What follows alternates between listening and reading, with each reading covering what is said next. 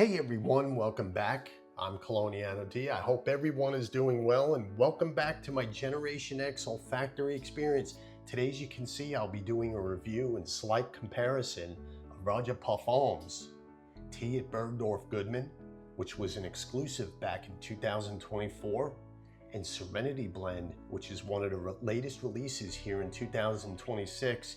Serenity Blend is from the Art Collection.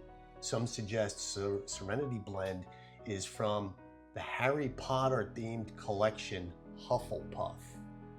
I haven't put my nose on any of those from the collection, so I really can't compare those two.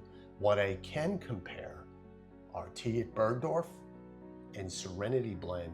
Tea at Bergdorf is an oriental fragrance and Serenity Blend is a floral green fragrance. Both these fragrances contain the note of tea. Are they the same is the question. That is a big no. They are not the same. So I'm going to stress that throughout this review / comparison. And here are the presentations from these two fragrances. And as you can tell, the label, the tea at Bergdorf has more of a magenta tone to it, and it's a little bit more pink, and Serenity Blend has a little bit more blue. Really, really nice. And the label's a placard. It's a placard. It's not paper like some have suggested. And here is tea at Bergdorf Goodman. They are both my scent of the day. I sprayed some of each of them this morning. Let's just put this back here. I sprayed each of those this morning, and let's go over the notes. Tea at Bergdorf Goodman, we have top bergamot, grapefruit, lemon caviar, lemon petitgrain, and basil. Heart, we have tea, mate, black currant, fig, rose, orange blossom, violet, and new mown hay. Base, we have black pepper, nutmeg, saffron, cedarwood, guaiac wood, vanilla, cacao, leather, and amber. Serenity Blend notes, top, we have bergamot, lemon, orange, jasmine, Litsea cubeba, clary sage.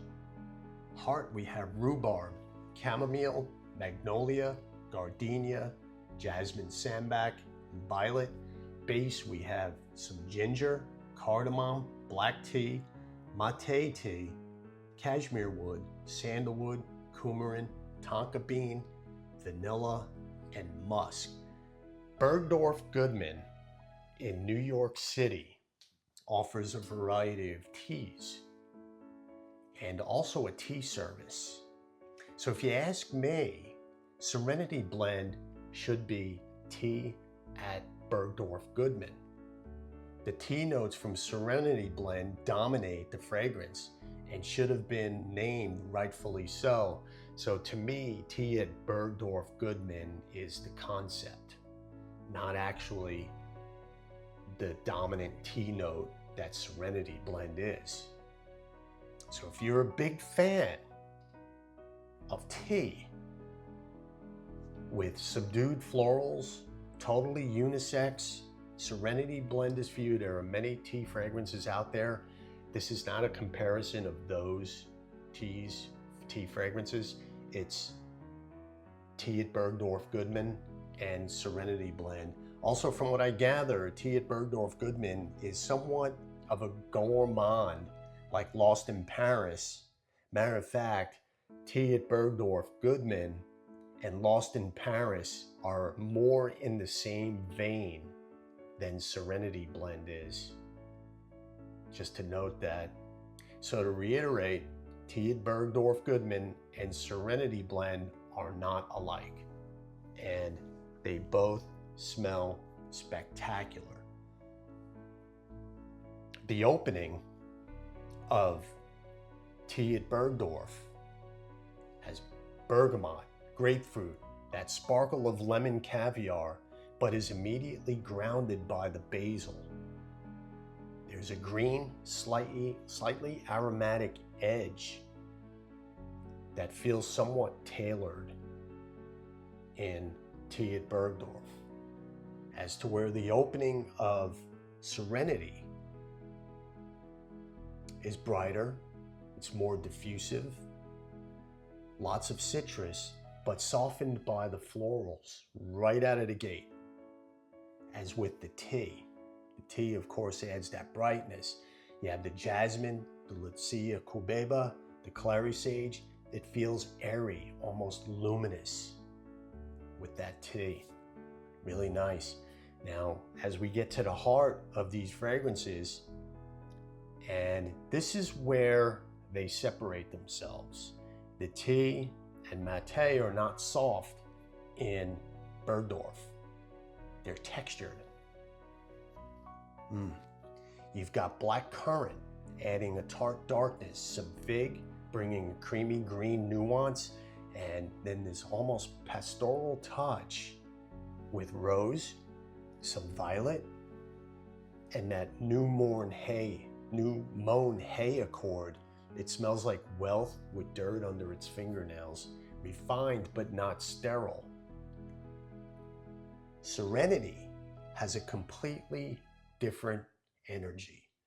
Rhubarb adds a watery tartness, chamomile softens everything, magnolia and gardenia bloom in this creamy, tranquil way.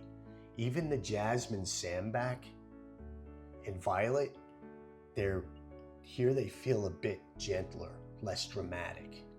So when I say soft florals, that's what Serenity blend is. This is where the name Serenity earns its keep. It's calm, balanced, almost meditative, calm and peaceful. Now let's go over the base. That's where tea at Bergdorf starts to lean more masculine and assertive. You have the pepper, the nutmeg, the saffron, and spices, the woods, the leather, the cacao, and the amber. It dries down like a well-worn leather chair in a private study. This is tea, but it's tea served in a boardroom, not a garden. Serenity blend is more dominant on the tea than tea at Bergdorf. You spray these two together right off the bat, you say, hey, this is the tea scent. And when the tea shows up in the Serenity blend, it's right from the start. It dominates the blend. It hums in the background as it progresses alongside the sandalwood, the cashmere wood, the musk. It's a little musky, cashmere wood, really soft. The tonka and vanilla, not too sweet, blended really nice. The base is smooth, comforting, almost skin-like. No sharp edges and no power notes. These two are not alike. They are two different fragrances, that's for sure. Yes, they both contain tea. Raja tea at Bergdorf is structured, bold, and commanding. Tea as a statement of presence. Raja Serenity is soft, fluid, and introspective. Tea as a feeling, not a declaration. There's calm, peacefulness, and flow. And this is why I see these lines here. You can see they're kind of highlighted a bit. And the Serenity, you see that cirrus cloud there, the way it looks? That is Serenity.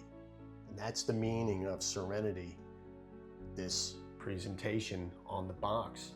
If you go into these two, if you're gonna test these two, which tea at Bergdorf GOODMAN is a little bit difficult to find. It's very high priced at this point. If you go on eBay or, you know, one of the fragrance groups, it's really priced high. So don't go in expecting any overlap of these two fragrances. These are not variations on a theme. They are two different fragrances. Don't go by the color of the box and the fact that they both contain tea. They're two completely different interpretations of what tea can be. Tea at Bergdorf is about structure and presence. Everything in it feels defined. The citrus is crisp, the greens are aromatic, the tea is textured, and the base is firm. Spiced woods, leather, amber, it moves in clear stages and leaves a strong silhouette behind. You smell it and immediately think the fragrance knows exactly what it's doing. It projects authority, it has edge, it occupies spaces. Now, Serenity is about flow and atmosphere. Here's your flow. Here is your flow and atmosphere with Serenity. And that's what I get out of this. Very, very nice. Nothing is sharp. The citrus melts into florals. The florals soften into that tea. And the tea dissolves into the woods. Musk and vanilla. Instead of stages, it feels like a continuous blur. Seamless, calming, almost weightless. You don't experience it in sharp transitions as you do with tea at Bergdorf. It's a mood. It doesn't push outward, it settles inward. Tea at Bergdorf is more contrast, texture, and definition, where Serenity is blending softness and cohesion. The flow, right? It's the same idea of tea, but they both behave differently. Really nice. Smells so good. Tea at Bergdorf, the tea is dry, slightly bitter, and central. It's something you notice and follow. As to where Serenity is smooth, slightly sweet, and supportive. It's something you feel more than identify. And that base, one ends in leather, spice, and woods. Grounded, assertive, and masculine leaning is tea at Bergdorf. Serenity, it ends in musks, a soft sandalwood, some cashmere wood, a little bit of tonka, a little bit of vanilla. It's soft, comforting, and skin-like. Ski-like. One fragrance draws lines, the other erases them. That's what I get out of tea at Bergdorf and Serenity blend. There is a contrast, so if you're testing these side by side, you need to do that in order to experience this contrast. That's pretty much my review of tea at Bergdorf and Serenity blend, the newest release here in 2026. They're both unisex. Bergdorf leans more masculine, but they're unisex right down the middle with a masculine edge for Bergdorf. They're very casual scents. You can wear it casual, you can dress up with these. Really, really nice. They're spring, summer scents. Even though tea at Bergdorf was released in fall of 2024 for the winter and was considered a semi-gourmand, like Lost in Paris, you can wear these in the warmer weather. Very nice. So that's pretty much it. That's my review and slight comparison of tea at Bergdorf and the new latest release of Serenity blend. I hope you enjoyed this review. Like and subscribe. It's very important. There are a lot of reviewers out there, you know. So thank you for watching. Thank you for listening. And I will absolutely see you next time. Thanks.